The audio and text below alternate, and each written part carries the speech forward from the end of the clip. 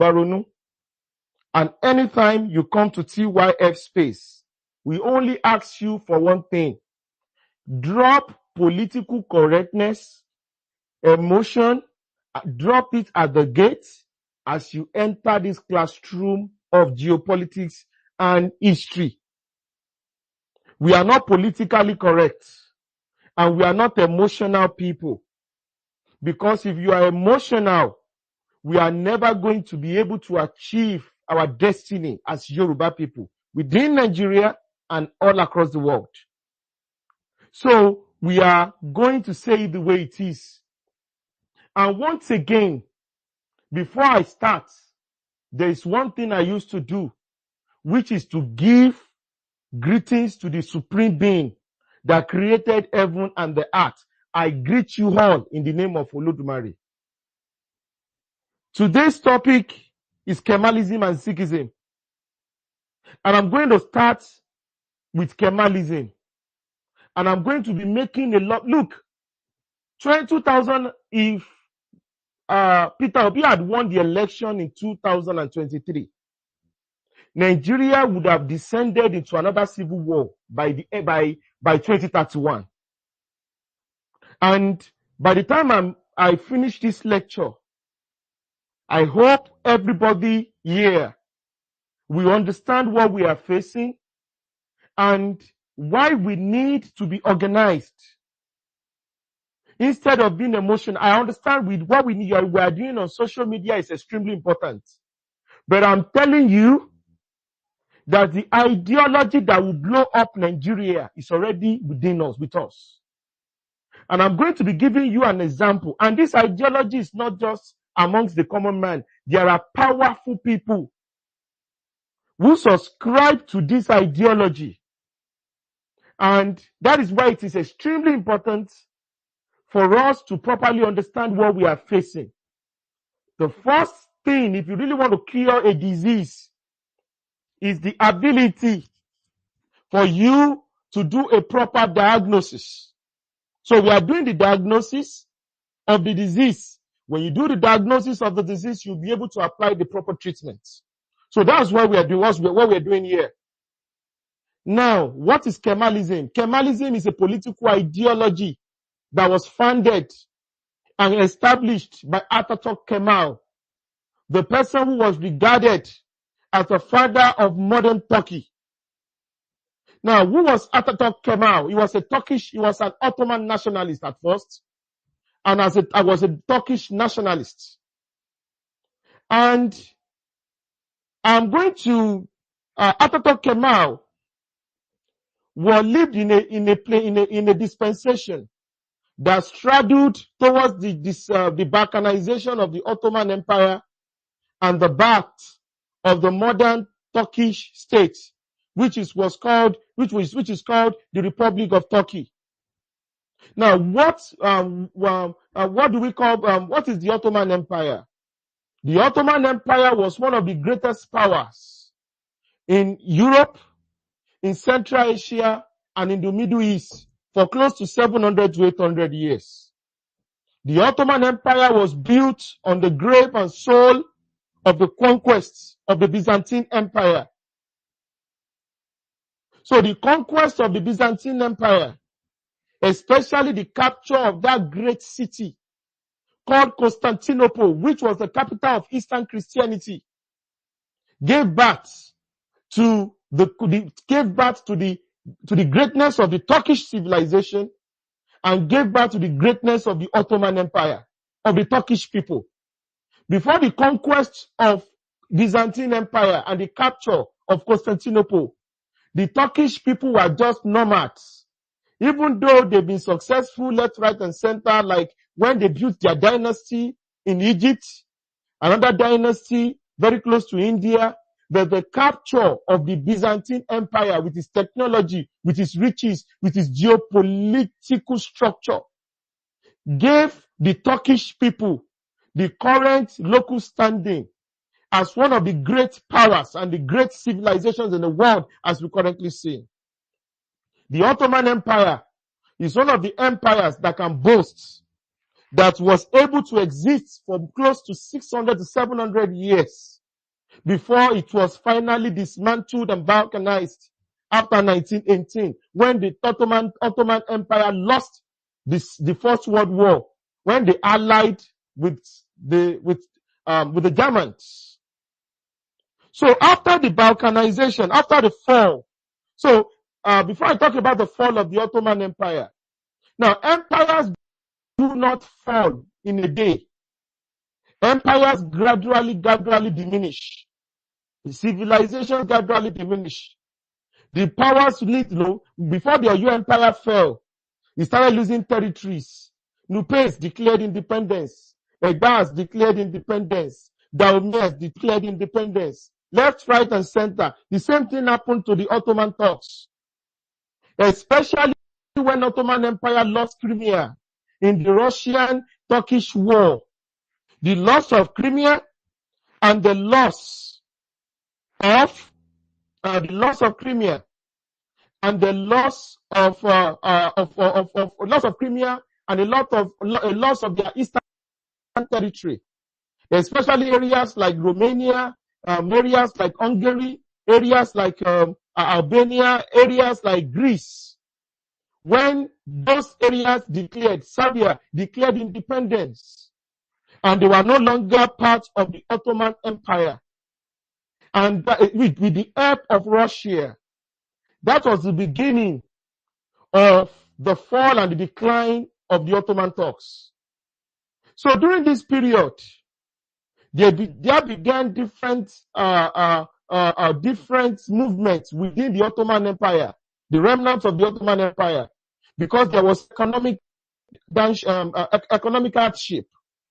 And during that time, the Sultan Hamid, the Sultan of the Ottoman Empire, was called Hamid. They call it the Hamidian dynasty, but it was Sultan Hamid.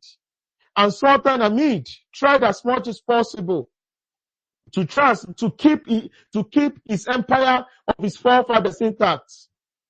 He made several laws, like banning the constitution and doing all sorts of things in order to keep things under control.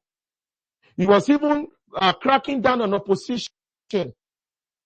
And unfortunately, things started to go worse. And it was because of this, because some people, Turkish Ottoman nationalists, wanted to restore the greatness and the power of the Ottoman Turks. And that was why they went to join Germany. Because one of the things Germany promised them in the First World War is that if they could win the First World War, many of the possessions of the Ottoman Turks, like Crimea, like Greece, like Romania, many of their possessions in Eastern Europe and in Central Asia will be returned back to the Turks and to the Ottomans, and they joined. That was why they joined the First World War, in order to reclaim their heritage and their power as a superpower in the world. Unfortunately, they lost. Now, going back into the 1870s and 1880s, while these things was going on, this social unrest, especially after the loss of the Russo-Turkish War. After that loss, where the Ottoman Empire lost that war, some things started happening within the Ottoman Turks. There grew a young group, radical groups. These young groups were mostly medical students, university students. Some of them were in the cadets, in the military. And these groups called themselves Young Turks. So the Young Turks they were very, very aggressive, very, very rebellious. And many of them were chased into exile. And many of them started that constitution, secularism, liberalism must be brought back into the Ottoman Empire. And they were doing this. And they used the media. During that time, the strength of the Young Turks, during that time, was the media, newspaper. In fact, it was the money that they got from selling newspapers to different Turkish people within the Ottoman Empire and the diaspora, Turkish diaspora, and the Ottoman diaspora, that they used to finance the 1908 revolution. The 1908 revolution was called the Constitutional Revolution that made the Sultan of the Ottoman Empire to change the constitution and to bring back the constitution into the Ottoman Empire. But this is the beginning of the crisis. And these are the events that led to the emergence of Atatürk Kemal. Now, as if you observe what I'm talking about, the young Turk, when they call you, you are a young Turk, it means you are rebellious, you are radical, you are aggressive, and you destroy things using unorthodox methods or any method. Now, if you go and look at the young Turk, their methodology, their ideology, it is not different from the obedient movement. Now, you can see why I said I'll be making a lot of juxtaposition. And while I'm making this juxtaposition, it's extremely important for us to pay attention to a lot of things I'll be saying. So the juxtaposition of the obedient movement, of the obedient movement, especially of the obedient movement and the young Turk, you are going to see a lot of similarities. Now, when you look at the young Turk, they also did something. Even though it was majorly financed and led by the Turkish youth, they said that they needed to bring in other ethnicities to fill their ranks. So within the young Turk movement, led by people like Riza, all these notable intellectuals.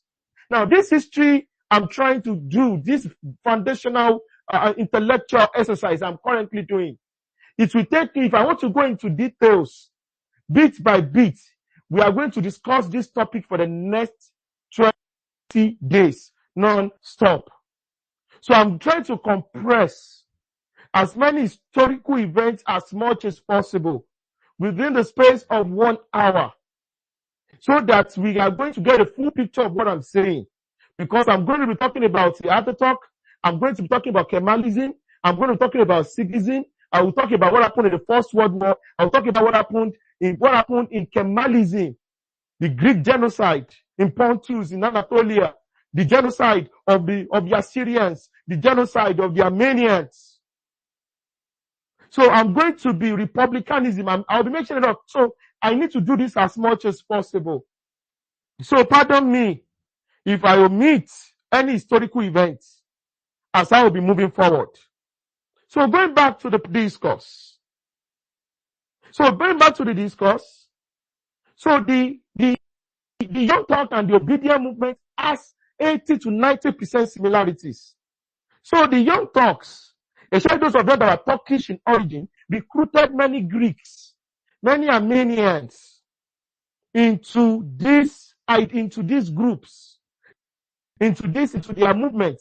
And they were saying, oh, all of us, so what the young Turks were doing then was called Ottoman nationalism. Now, there is something in Ottoman Empire. In the Ottoman Empire, people were classified based on religion. So in order to create a Turkish majority.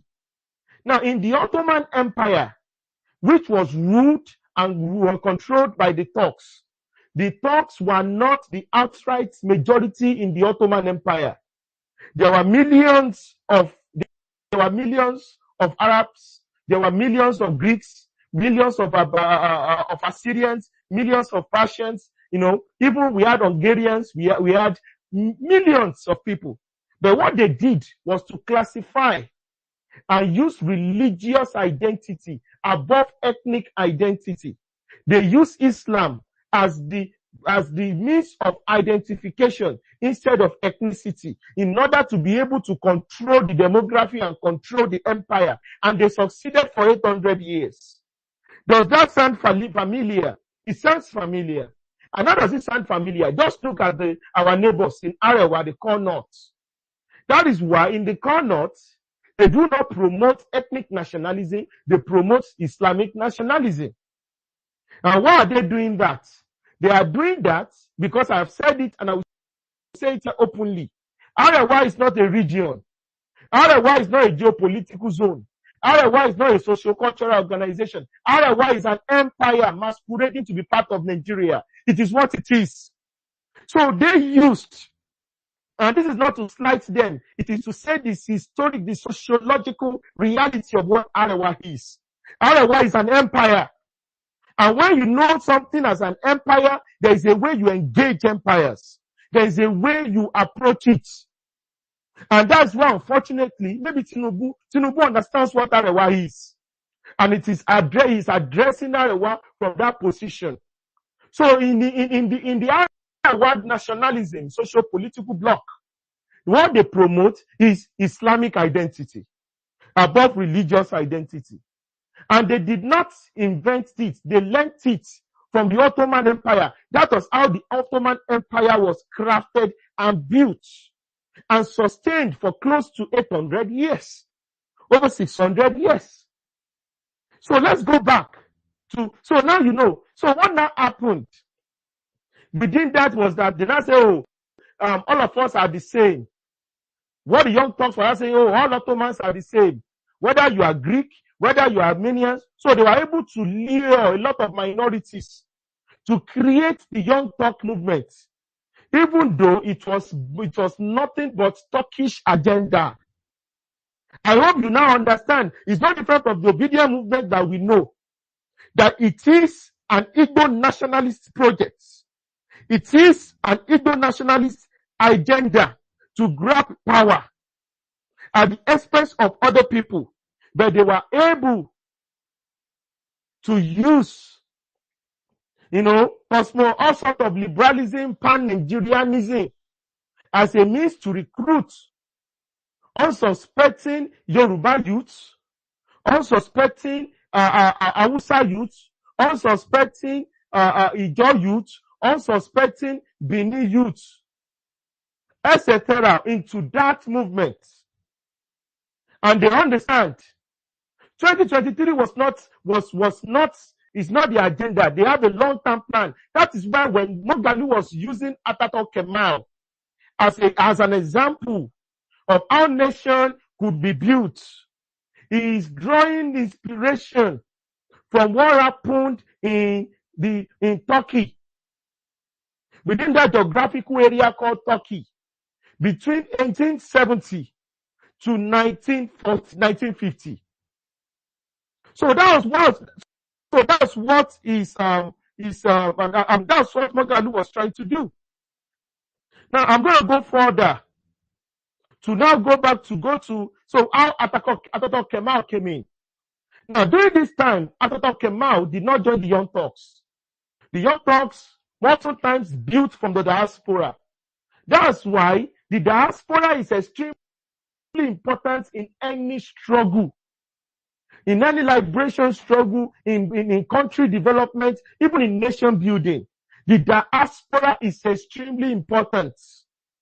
So it should not surprise you that if you look at the history of nationalism in Nigeria, both ethnic and pan-Nigerian nationalism, people in the diaspora are always at the forefront.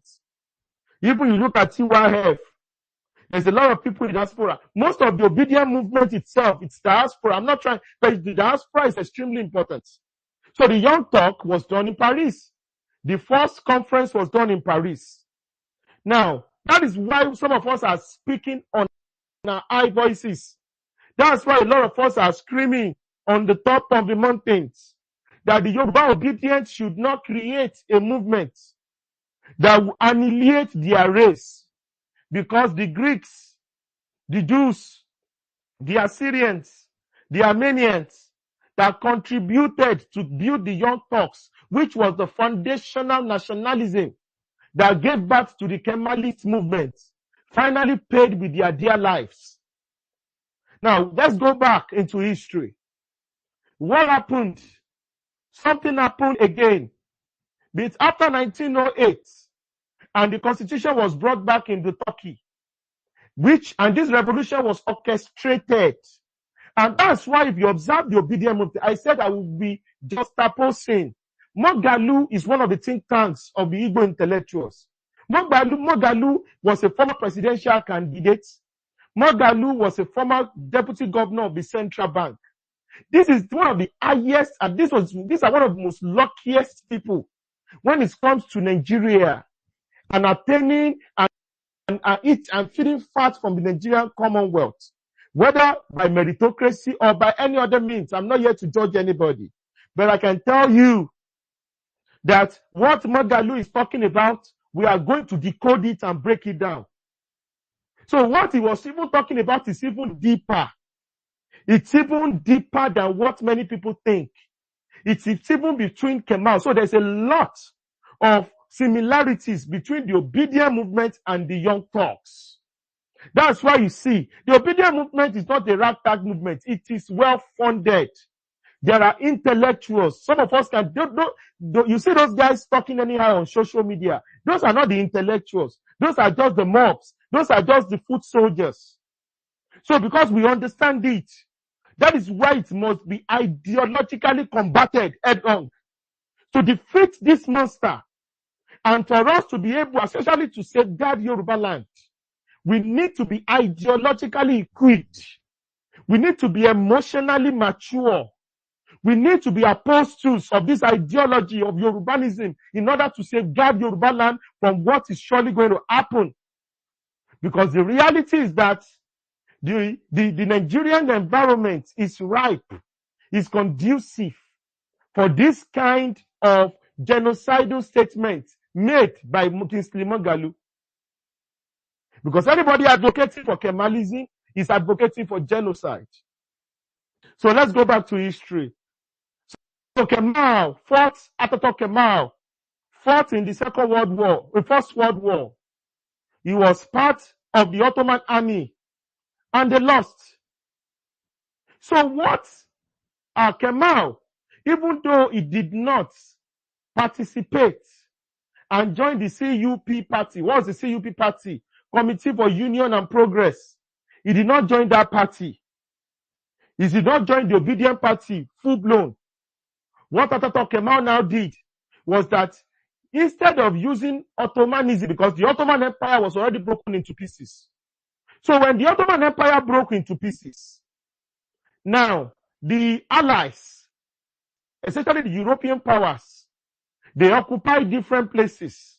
Some people were occupying, the French occupied some parts, the British occupied some parts, the Italians occupied some parts, the Russians occupied some parts. So the different places like the Armenians, the Greeks, the Assyrian Christians, the Hungarians, the Circassians, many of these ethnicities were so happy. Many of them started jumping for joy, limping for joy, that after close to 600 or 700 years of Ottoman hegemony, now they are going to get their freedom. But unfortunately, that was not what happened, because Ataturk Kemal was able to start an ideology called Kemalism. So what is Kemalism? Now, Kemalism, it was an ideology. The Ottoman Empire was built on Islamic principle. It was built on Islamic civilization. But during that time, Ataturk Kemal felt that the Ottoman Empire was no more. It has been broken into pieces. Places like the Arabian Peninsula, the House of Saud, the Arabs, the House of Saud has created an Arab country, an Arab state called Saudi Arabia. They've lost control of Jordan. They've lost control of Syria. So they've lost control of Egypt. They've lost control of Jordan, of Lebanon. They've lost control of Algeria. The France had even taken Algeria by then. French colonialism of Algeria was already going on. They've lost Algeria since the 19th century, mid-19th century. So what do they do? So they went back to factory setting. So and Ataturk Kemal started that principle. And that principle, part of the principles of Kemalism is secularism, laicism, statism, separation of religion from the state, republicanism, and they abolished the Ottoman monarchy. So the Ottoman monarchy that has been existing for over 600 years was expunged from Turkish reality by Atatürk Kemal. It's republicanism. So what Moghalu was saying is that if we properly institute Kemalism, our ownership system will be totally expunged. Because many people do not understand what this man is saying. It is the extermination of the civilization of the Yoruba people. I will be speaking for the Yoruba people and why Moghalu's suggestion and how it affects us. Because I speak for the Yoruba people in my own little way. We've committed our life. We committed our resources. We've dedicated our life, our soul and spirit to continue to speak for the Yoruba people, to be the voice in the wilderness, to be like the lamp on the mountain, to be the star in the darkness. That's what we'll continue to be. To speak for the Yoruba people. That's what we are doing here every day of our lives. So this was what Atatürk Kemal started. Now, but there was a problem. So he took over they literally took over from the Young Turk. And we are able to say, look, we can no longer do Ottoman nationalism. We are now going to do full-blown Turkish nationalism. Now, to not do full-blown, to turn the Turkish enclave, the Turkish people, from an empire-building, state to a nation state built on republicanism. Because the days of empires are no longer possible in modern world. Because many people did not know, and many people did not take notes. Maybe some people do, that it was the First World War and the Second World War that destroyed the lexicon empires in the world. If you observe, nobody calls itself an empire anymore in the world. Even though by actions, by demography, by behavior, they still behave like empires. But the term empire, and it was America that did that. One of the conditions that America got, that America demanded from European powers in order to save them from the Nazi army, is that if America comes to fight against Germany and to defeat Adolf Hitler, every single one of you will give up your empire. Just like how the Ottoman Empire also gave up their empire. And they all agreed. That was why after the Second World War, if you observe, after the Second World War, during the First World, Second World War, we had things like the First World War and the Second World War. There was the Ottoman Empire, there was the German Empire, Austro-Hungarian Empire, there was the British Empire, the French Empire, Spanish Empire. Now, after the First and Second World War, all of a sudden, the term empire disappeared from world history. And we are not talking about nation states. We are talking about ethno-linguistic states. We are talking about homogeneous states. That's how it started. So going back, the Atatürk Kemal and his fellow Turkish nationalists, they had 3 problems. One, there was an intention to break up the Ottoman Empire totally. 2, and to give the different ethnic components within that place in Turkey their own states. 2, the Atatürk Kemal saw the ethnic minorities and religious minorities within Turkey as a problem that needs to be solved. He saw the Greeks as a problem. He saw the Armenians as a problem. And he saw the Assyrian Christians as a problem. That we cannot build a modern Turkey where 40% of the populations are Christian. We cannot build a modern Turkey where 20 to 30% of the populations are Armenian, are Kurdish.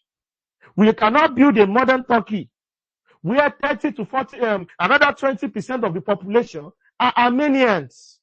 It is never going to work. And the Armenians were economically powerful. The Greeks were also economically powerful. So they needed for them to create a modern state, because to create a modern state, You need a nation state, an homogeneous state, and a stable state. You need to be homogeneous religiously and ethnically and linguistically. Now, ask yourself, look at how diverse Nigeria is to be suggesting such genocidal tool as a means of nation building. How are you going to homogenize Nigeria without killing millions and millions of people? How are you going to homogenize Nigeria without wasting the lives of millions and millions of people? How are you going to create Nigeria without wiping out millions of people? It is impossible. Are you just going to be making policies? And that was exactly what Ataturk Kemal did. Now, I will say this here. In fact, Adolf Hitler learned many of the techniques he used to kill the Jews, to kill a lot of people in Europe. He learned it from Ataturk Kemal. Ataturk Kemal was a role model to Nazi Germany. This is how bad it is. Ataturk Kemal was a role model to Adolf Hitler. So to see a professor coming to the public to romanticize someone who was a role model to Adolf Hitler, one of the biggest genociders in history, who killed millions and millions of innocent people, young men and children, young women and children, and to say that his brutal blood-testing techniques, which was used to expunge people from their indigenous land and take over people's land, steal people's land, between 1920 and 1940, 50, as a role model, should be a call for concern for every Yoruba people. This is why it is not good for Yoruba people to always be moved by somebody appearing in suits and somebody say, oh, we need to fix Nigeria. What kind of Nigeria do you need to fix? Your definition, your vision of Nigeria might be detrimental to our own survival. So I'm going to start with 3 to 4 ways in which there were 2 ways. It was even before Kemal started his own use of genocide. That's why I said there is a relationship between the Young Turks and the Kemalists. The Young Turks, they started the genocide, especially against the Greeks. Now, within that area, I told you the Ottoman Empire was a multi-ethnic country, multi-ethnic empire. Now, because it was Ottoman, it was multi-ethnic empire, and they were preaching pan-Ottomanism. Oh, we are all Ottomans, regardless of ethnicity. That was what the Ottoman Empire was pushing. In order to, just like you say, oh, we are all one Arewa. Oh, regardless whether you are a Christian, maybe you are, it doesn't matter. Oh, we are all one Nigeria. I'm not here to preach secessionist stuff, but I'm telling you how it works. Oh, Pan-Africanism, regardless of ethnicity. Meanwhile, it is all lies. You must be able to understand and open your eyes, never be driven by emotions. Unfortunately, the Greeks, the Armenians, that joined the Young Turks were pushed into it, were lured into it via emotions, and they regretted it. So, I'm going to talk about the Greek massacres. In the Greek, close to 1 million Greeks were exterminated by the Kemalists, by Turkish nationalists. So, when you talk about 1 million people, as at 1 million people would have turned to maybe 30 million people by 2025. So 1 million people, if they were giving birth to like 5 or 6 children, within the space of 120 years, 1 million people should have multiplied. Terminated and forcibly expelled from their ancestral homeland. In an area called Pontus, in an area called Anatolia, Cilicia, they were expelled because in order to build the modern Turkey, the other minorities needs to die. It was not different. If you see what Moghalu was, Moghalu quoted a man, forgotten the man, one of these communist revolutionary. Is it from Musa? Is it Amikadabra? I've forgotten his name. He said, for the nation to live, the tribe must die.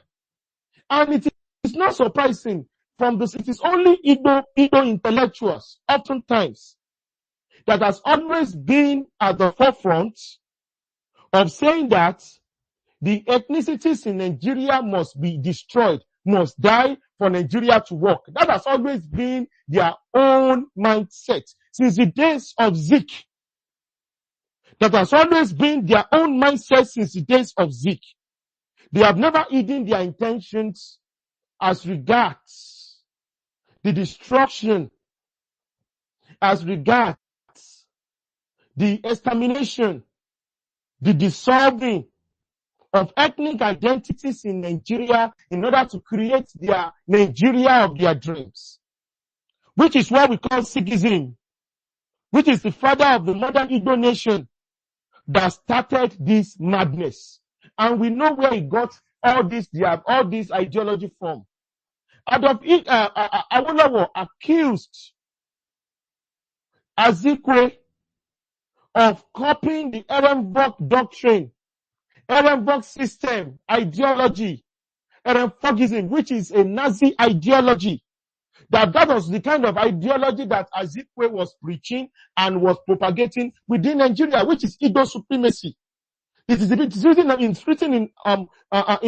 Chief Awolowo's autobiography. You need to understand this fact. And the same thing, we saw what Rossi did. What Rossi did, unification decree. He banned the use of Hausa language, especially in the northern region. Why will you do that in a multi-ethnic country and you say you want to do? What kind of Nigeria are you building? We need to understand this. We need to understand what is going on. And we need to understand because ideologies do not die. The Zikist ideology is still alive. Now, what about the Armenians? Now, the reason why I said millions, close to 1 million Greeks were killed and other millions were expelled. They expelled the remaining. They expelled them. The reason why they could not exterminate exterminate the entire Greeks within that area called modern Turkey was that Turkey had another country. So there was a Turkey, there was again a Greek, they could not exterminate the entire Greeks. Was that Greeks had a country called Greece. So while they were killing and exterminating, it's either they were just slaughtering the Greeks, or they would ask them that due to military issues or security issues, they will ask them to leave their homes and their cities.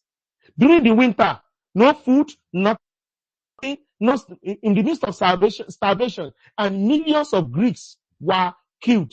And immediately these Greeks were killed, Turkish people were settled in that land. This was what Atatürk Kemal did. In order to create a Turkish and Muslim majority modern state that succeeded the Ottoman Empire. So why will somebody be advocating for this kind of ideology? Why will somebody be advocating for this insidious and perfidious and genocidal ideology? Till today, the Armenians and the Greeks have not forgiven the Turks for what they did to them between 1918 and 1950.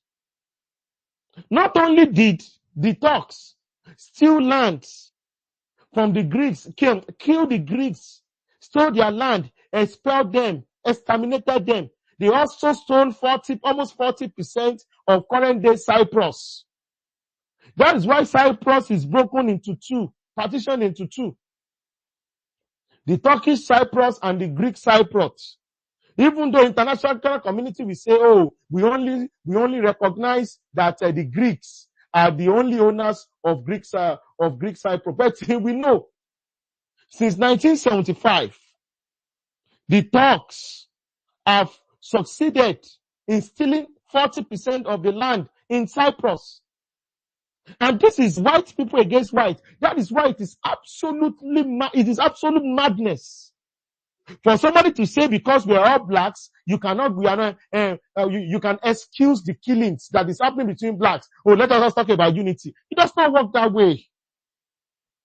Because when we talk about what we are talking about is just nearly 100 years ago. 1920 is just 105 years. We still have people that are 110 years. They are still alive. We still have people that are 106, 108 years old. They are still alive. So how do you now excuse such things? And the reason why Moghalu and his fellow Igbo nationalists could be advocating for such is because they know that the Nigerian population, especially the Yoruba population, is an illiterate society. We are an illiterate society. That's why I'm trying as much as possible to, but what I'm saying is you can go to any history book, even just use Google, use Grok, use AI, go to any book. You are going to see what I'm talking about. What Ataturk Kemal did is even worse. It's as the same level as what Adolf Hitler did. That's why sometimes some of us wonder in this world. Some people, they commit evil, they get away with it. And why some people commit evil, they don't get away with it. Let me say something. While Ataturk Kemal was about to die, he gave an extermination order that the entire Armenians must be exterminated. It was an extermination order. And half of the population of the Armenians, their cities, one after the other. There was a city where there were 200 or 300,000 Armenians. Only 500 people survived it. Every single one of them, men, children, were slaughtered by the Kemalists. And what are they doing? It was called the Turkification project. Just like people say, oh, there is Fulanization agenda. There is Igonization agenda. There is Christianization agenda. There is Islamization agenda. People that are saying all those things, they are not crazy. It has happened before. And it can happen again. History is continuous. Genocide has been one of the biggest tools of creating most countries. Now, I'm going to be giving you countries that was built by genocide. And don't think, because they are killing us, you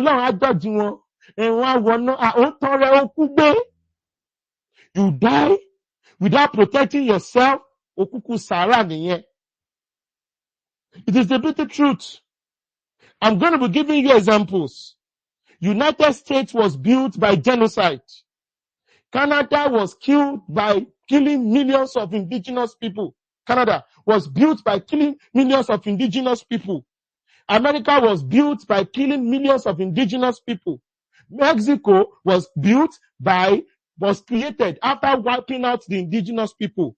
Brazil was built by killing after wiping out of indigenous people. Australia was built after wiping out of indigenous people. Sudan was created after wiping out the indigenous people by the Arabs.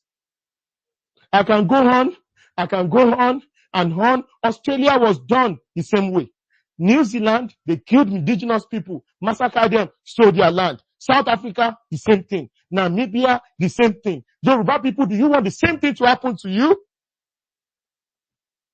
And someone is saying this is the way they want to do it. Now let's go back to Zikism.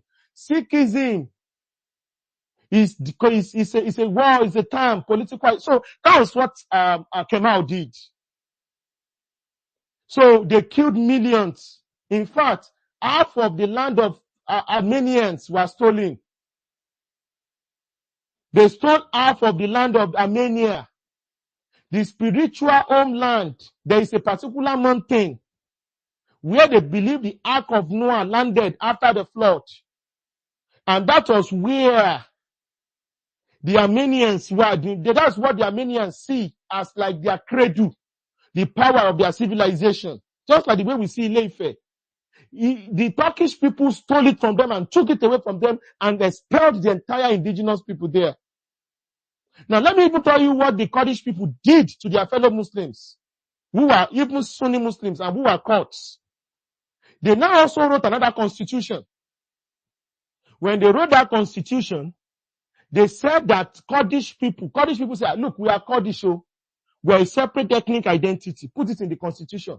The Turkish nationalists, who are also Kemalists, said there is nothing like Kurdish. They now wrote a constitution and said the Kurdish people are mountain Turks. So the Kurdish people used to live in the mountains. So they now turned their name from Kurdish into mountain Turks.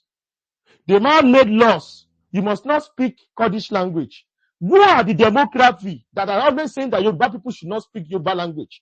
The Igbos, the Igbo nationalists, the obedient. It's the bitter truth. The Zikists. They said Yoruba, they said Kurdish, Kurdish, to Kurdish intermarriage should be forbidden. That Turkish to Kurdish intermarriage was promoted in order to break the Kurdish spirit. And let me now shock you. One of the leading revolutionaries that has been fighting now for the freedom of the Kurdish people from Turkish imperialism was half Turkish and half Kurdish himself. So sometimes it's about the ideology. It's a bitter truth. The man was captured in Kenya. It was Kenya that gave him out and handed him over to Turkey. You know, there are some countries in Africa that many of them are just colonial agents. And you need to understand that there are powers and there are powers. There are a lot of things Turkey can get away with because according to the power brokers, Turkey is part of the principalities and hegemony of Caucasian, of white civilization. You know why? Because the original name of Ottoman Empire is not Ottoman Empire. It is called the Sultanate of Rome. So they see Turkey as part and parcel. Forget the religious issue of the Roman civilization. That is why Turkey is in NATO. Despite all these things we said Turkey did and is still doing, they are still part of NATO. That is the hypocrisy we are telling you about. That can get your United Nations, the world community. The world community does not give a damn about you. You are just another black man. You need to understand and use your head to be able to fight and survive in this cruel world. People like Moghalu is talking about your extermination as a people. He doesn't love Nigeria. The question I wrote, I challenged him. Moghalu, you want Kemalist method to be used to build Nigeria. You are calling for genocide. Now, I asked him, who are going to be the Kurdish people? Is it the Yoruba people that are going to be the Kurdish people? We will fight their last breath and we'll make sure you regret ever uttering that statement. The question we want to ask him is that, Christy Moghalu, we want to ask you, who are going to be the Armenians of Nigeria? Who are going to be the Assyrians of Nigeria? Who are going to be the Greeks of Nigeria? Moghalu has no answer till now because Moghalu did not expect. There are intellectuals, there are ideologues who can understand and fathom, who actually understand what the problem of Nigeria is. That's why if you observe, many people hate us. They hate us because of our guts. They hate us because they know we are a stumbling block to their Zikist melting pot agenda. We know we are one of the biggest enemy of the obedient and the Zikist ideology. The obedient movement is not a new. Look, everything the obedient movement is doing is not a mistake. They are well taught. It is well calculated. It is the rebirth of the Young Turks. If it's the rebirth, the Young Turks gave rise to the Kemalists. So you need to be prepared and understand what we are talking about. that this thing is a continuum. And that was why we started the new Yoruba conservative movement. We are unapologetic about our Yoruba heritage. We will fight on the streets, in the villages, on the highways, on Twitter, on Facebook, on X, in your dreams. When it comes to